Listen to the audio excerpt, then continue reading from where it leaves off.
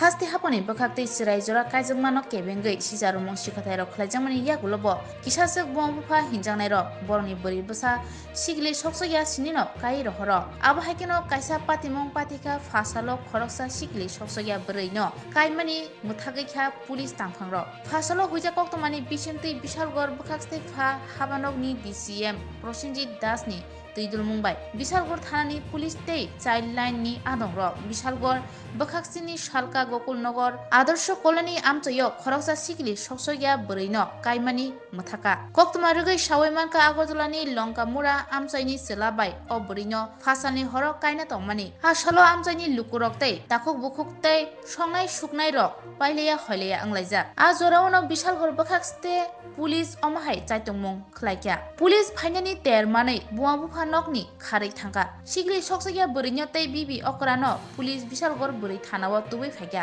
यागुलो अ सिगलि सकसया बरैनो counselling खायै बिसिसि चारनि सिगां काई मानिया हनि सावै अ बरैनो नुखुनि यागो याफरि रहरगा আজকে বিশালগড় মহকুমা প্রশাসনের তরফ থেকে চাইল্ড হেল্পলাইন এবং বিশালগড় পুলিশ আধিকারিকদের নিয়ে আমরা একটা গোপন খবর ভিত্তিতে পূর্ব গোকুলনগরে একটা চাইল্ড ম্যারেজ হচ্ছে সেই খবর পেয়ে আমরা দৌড়ে আসলাম। এসে আমরা পূর্ব গোকুলনগরে এসে দেখলাম যে একটা যে বাল্যবিবাহ হচ্ছে, যেটার বয়স 18 বছরের নিচে।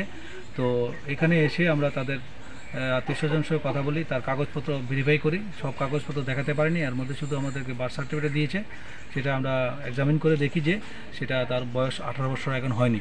তার জন্য ওর বাবা মা কাউকে পাইনি। তো আমরা অধিক স্কুটিনির লোকের কাগজপত্রের জন্য আমরা বলে আসলাম যে তার বাবা মা আসলে আমরা থানাতে যাবে, তারপরে আমরা কাগজপত্র ভেরিফাই করে তারপরে আইনানুগ ব্যবস্থা করে তারপর তাদেরকে বিয়ে করা হবে। স্যার, এত কম বয়সে না বলে কেন বিয়ে দিচ্ছে আপনারা? হ্যাঁ, আমরা যেটাও তো ওদেরকে জিজ্ঞেস করেছিলাম যে ওরা বলছে অনেক যে পরিবারের কর্তা তোকে পাইনি, যে মানে কন্যা ওনাকে পেলাম, বা ওনার বোনকে বা কন্যার বোনকে পেলাম, ওনারা বলছে যে ওরা অনেক ভাই বোন, তার জন্য তারা তাড়াতাড়ি বিয়ে দেওয়া দিচ্ছে। এর জন্য 18 বছর তারা অপেক্ষা করতে রাজি না। তো এর জন্য আমরা তাদের কাগজপত্র সবগুলো নিয়ে দেখাবে, তার ভেরিফিকেশন করবে, তারপর আইনের ব্যবস্থা নেওয়া হবে। নাবালিকের বাবা কি কাজ করেন স্যার? বলছে রিক্সা চালান। আমি ওনার সঙ্গে দেখা হয়নি, কথা বলতে পারিনি। তো তার জন্য ওনাকে বলছি থানাতে গিয়ে কাগজপত্র দেখিয়ে তারপর ওনার কথাবার্তা বলার জন্য।